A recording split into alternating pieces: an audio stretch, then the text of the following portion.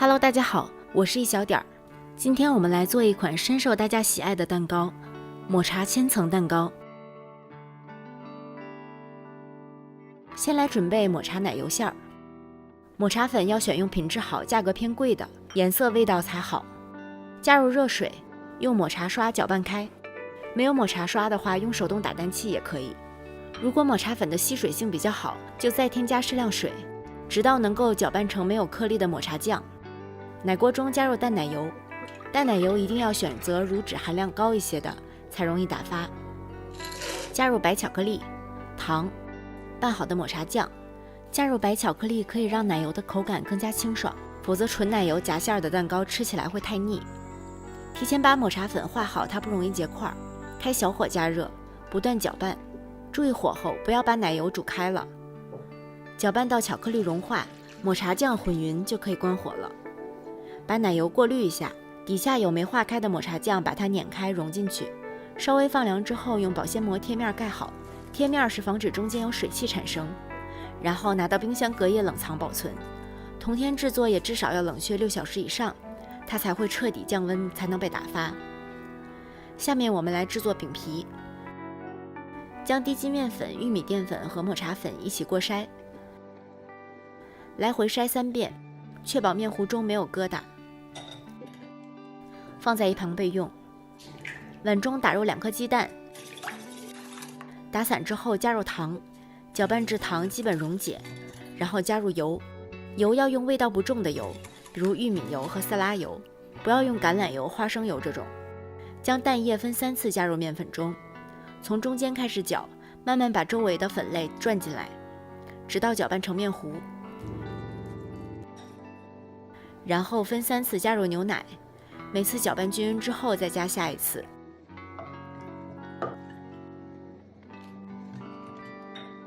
搅拌均匀之后，将面糊过筛3次，筛掉没能搅开的小颗粒，这样我们的面糊才能均匀又细腻。摊饼我用的是6寸的可丽饼专用不粘锅，小火加热。烙第一个饼之前，可以用厨房纸稍微涂一点油润润锅。烙可丽饼锅子的理想温度是130摄氏度，我们没有温枪的话，就用手感受一下，稍微有一点热度就差不多了。用一个大汤勺来舀面糊，每次舀面糊之前都稍微搅一下，防止面糊沉淀。直接倒1满勺铺在锅底，稍微转一圈，然后把多余的面糊倒回碗中。锅子温度合适的话，面糊应该刚好薄薄的挂上一层，太厚或者挂不上都是锅子温度太高或者太低。最开始的几个饼肯定有这样那样的问题，我们根据情况来调节火力，最终找到适合的火力大小后，后面就顺畅了。当饼皮出现小泡泡的时候，从边上用硅胶刀把它拨开来，还可以反过来烧1-2秒，这时表面会出现大气泡。直接把锅倒扣在网架上，让饼皮自动掉落。烙下一个饼的同时，让饼皮稍微晾凉。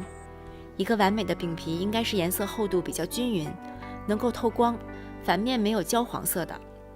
饼皮稍晾凉之后，马上把它放到盘子里，盖上湿布防止变干。所有的饼皮都烙好了，刨去开始失败的几个，这些面糊能烙30个左右的6寸小饼。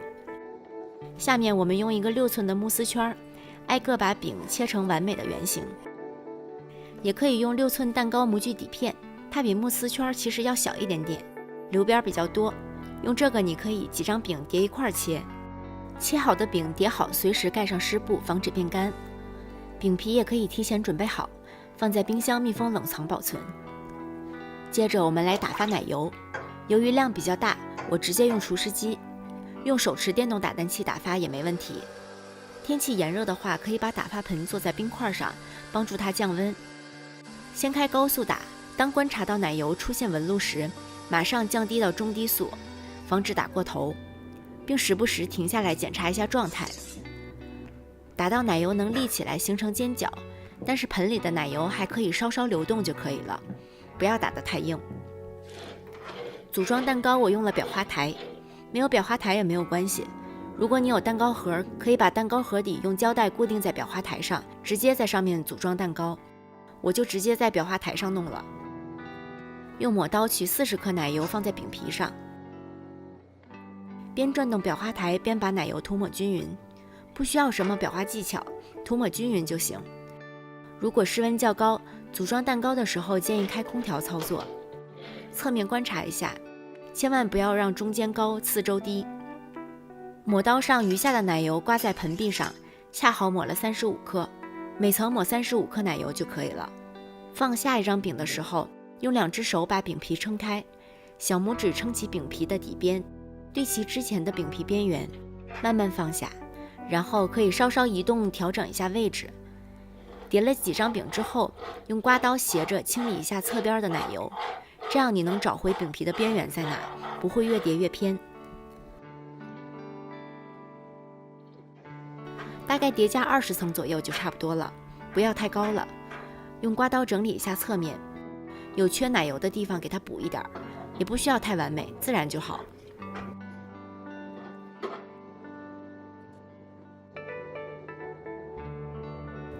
盖上最后一张饼皮，再稍微整理一下。裱花袋装一个圆形花嘴，盆中剩余的奶油把它装到裱花袋里。我们可以先练习一下挤圆形小球，找找手感。沿着蛋糕挤一圈小球，装饰一下。挤的时候要慢，不然就会出现我开始这几个宝塔似的形状。不过挤得不完美也没有关系，大小一致就好。我们用筛网在蛋糕表面筛上一层抹茶粉，这样即便有些许不完美也看不出来了。裱好的蛋糕放到冰箱冷藏至少5个小时，让奶油定型后再切。这款抹茶蛋糕口感清新不甜腻，抹茶的淡淡苦味很好的中和了奶油的甜腻。白巧克力的加入让奶油入口之后不会有油腻的感觉。切开之后层次分明，饼皮薄而柔软，口感和造型都完全不输甜品店的蛋糕哦。谢谢大家的收看，如果你喜欢这个视频，请不要忘记帮我点赞和订阅我的频道。B 站的朋友请不要忘记投币、转发、收藏。我是一小点儿，我们下期再见。